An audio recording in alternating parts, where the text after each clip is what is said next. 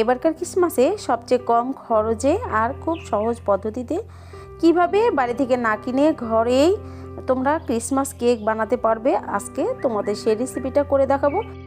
আর এই কেকটা বানাতে শুধু কয়েকটা টিপস এবং ট্রিক্স ফলো করতে হবে, তাই তোমরা এত সুন্দর করে একটা কেক বাসায় বানাতে পারবে।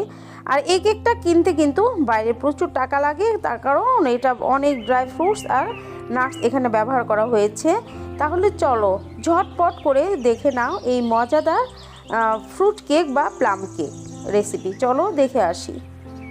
কেকটা বানানোর শুরুতেই আমি কিছু নাটস এখানে কেটে নিচ্ছি মিডিয়াম সাইজ করে, একদম কুচিয়ে নেওয়া যাবে না, আবার বড় বড় থাকবে না, মাঝারি টাইপ করে এখানে কেটে নিচ্ছি আমি বাদামগুলো। দেখে বুঝতে পারছো কতটুকু সাইজ করে কাটতে হবে। এই তো দেখো, এই যে তোমাদের ইচ্ছা মতো বাদামগুলো নিতে পারো। এই যে সমস্ত বাদামগুলো আমি কেটে রেখেছি। এবার দেখো এই যে ড্রাই ফ্রুটগুলো আমি নিয়ে নেব। এখানে কালো কিশমিশ আর ব্রাউন কালারের কিশমিশ আছে, এখানে ত্রুটি ফুটি নিয়েছি। আর নিয়েছি তরমুজের বীজ আর সূর্যমুখীর বীজ নিয়েছি। সবগুলো নিয়ে এবার দেখো এই যে একটা মালটা রস দিয়ে এটা ভিজিয়ে রাখতে হবে। প্রথমেই আমি এই যে মালটার খোসা একটু কুচি করে দিয়ে দিচ্ছি। এখানে মালটার খোসা থেকে খুব সুন্দর একটা স্মেল বের হবে। আর এই যে মালটাটা কেটে সম্পূর্ণ মালটার রস আমি দিয়ে এই ড্রাই ফ্রুটগুলো ভিজিয়ে রাখবো, 2 ঘন্টার মতো ভিজিয়ে রাখবো কমলার রস দিয়ে। আর তোমরা চাইলে কমলা এখানে না থাকলে ওই যে 10 টাকা প্যাকেটের যে অরেঞ্জ জুসটা পাওয়া যায় ওটা দিয়েও কিন্তু তোমরা কাজটা চালিয়ে নিতে পারো, তাতেও অনেক বেশি ভালো হয়। ভিজিয়ে রেখে দিলাম আমি ড্রাই ফ্রুটগুলো 1.5-2 ঘন্টার জন্য। আবার এখানে ক্যারামেল করে নিচ্ছি। যেহেতু প্লাম কেক এখানে আমরা সাধারণত ব্রাউন সুগার দিয়ে করে থাকি, ব্রাউন সুগার তো সব জায়গায় পাওয়া যায় না, তার জন্য তোমরা এই যে এই ক্যারামেলটা করে নেবে। এখানে আমি 1/2 কাপ চিনি দিয়ে ক্যারামেল করে নিচ্ছি। আর প্লাম কেকে একটু গাঢ় কালারের এখানে ক্যারামেলটা প্রয়োজন হয়, আর একটু কালার হবে। এখানে কিন্তু পানি টানি কিচ্ছু দেইনি, শুধু চিনিটাই কিন্তু গলিয়ে নিচ্ছি। আর একটু কালার হলেই আমি এখানে পানিটা অ্যাড করে দেব। 1/2 কাপ চিনির জন্য 1/2 কাপ পানি। আর পানিটা অ্যাড করার সময় কিন্তু চুলার আঁচটা জাল একদম কমিয়ে রাখতে হবে, তা না হলে কিন্তু এই চিনির মধ্যে পানি দেওয়ার সাথে সাথে কিন্তু প্রচুর পরিমাণে ছিটকে গায়ে লাগতে পারে।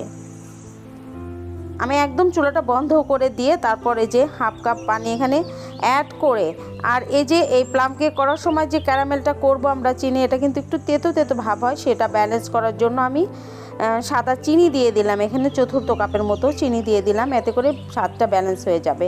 এবার দেখো এই যে কেকের মিক্সারটা করে নিচ্ছি। এখানে দিয়ে দিলাম 1/2 কাপ দুধ, আর এখানে 1/4 কাপ 1/2 কাপের অর্ধেক সয়াবিন তেল দিয়ে দিলাম। চাইলে তোমরা বাটার দিয়েও এখানে করতে পারো, তবে তেল দিয়ে বেশি ভালো হয়।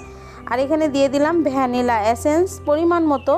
এখানে আমি 1/2 চামচ দিয়েছি ভ্যানিলা এসেন্স। তেল আর দুধটা খুব ভালোভাবে হুইস্ক দিয়ে মিশিয়ে নিতে হবে। মিশিয়ে এবার দেখো 1 কাপ ময়দা আর 1 চা চামচ এখানে আমি বেকিং পাউডার আর বেকিং সোডা দিয়েছি 1/2 চা চামচ। আর সামান্য একটু লবণ দিয়ে দিলাম। সামান্য একটু লবণ দিয়ে সবগুলো এখন খুব ভালোভাবে চেলে নিতে হবে।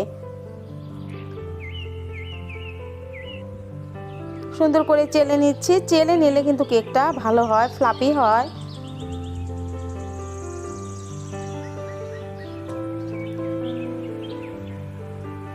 এবার দেখো গুঁড়া দুধ দিয়ে দিলাম এখানে 1 চা চামচ দিয়ে, এখানে আমি 3 চা চামচ গুঁড়া দুধ দিয়ে দিলাম।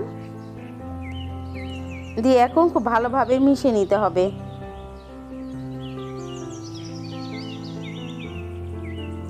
ভালোভাবে মিশিয়ে এবার এই যে ক্যারামেলটা দিয়ে দিচ্ছি। ক্যারামেলটা হালকা গরম আছে, কিন্তু হালকা গরম অবস্থায় আমি এই যে ময়দার সাথে মিশিয়ে নিচ্ছি। খুব ভালোভাবে মিশিয়ে নিতে হবে যেন কোনো লাম্পস থেকে না যায়।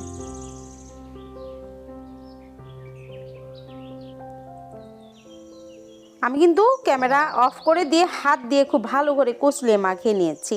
তারপর দেখো এই যে ড্রাই ফ্রুটগুলো যেগুলো আমি ভিজিয়ে রেখেছিলাম কমলা লেবুর রস দিয়ে, সেটা দিয়ে দিলাম। আর নাটসগুলো দিয়ে দিচ্ছি। এবার সব একসাথে মিশাতে হবে, ভালোভাবে মিশিয়ে নিতে হবে। দেখো যে মোল্ডে আমি বানাবো সেটাকে তেল ব্রাশ করে নিচ্ছি, চারোপাশে এরকমভাবে তেল ব্রাশ করে এখানে কাগজ বসিয়ে নেব। বাটার পেপার থাকলে দেবে, না হলে ওই যে লেখালেখির খাতাগুলো যে থাকে ওটাও দিতে পারো, যে ধরনের কাগজ তোমরা এখানে দিয়ে দিতে পারো। এতে করে কেকটা পুড়বে না, আর পুড়লেও কালারটা ভালো আসবে। এখানে সবগুলো করছি। আমি কিন্তু এই কেকটা আজ চুলায় বানাচ্ছি না, আজকে আমি ওভেনে বানাবো। ইলেকট্রিক ওভেনে 180 ডিগ্রিতে আমি 45 মিনিট বেক করে নিব। এই যে 45 মিনিট বেক করে নিয়েছি। কেকটা যখন মাঝামাঝি টাইম হয়েছে তখন উপর দিয়ে আবারও আমি চেরি, কালো কিশমিশ, কাজু বাদাম এগুলো কিন্তু দিয়েছিলাম।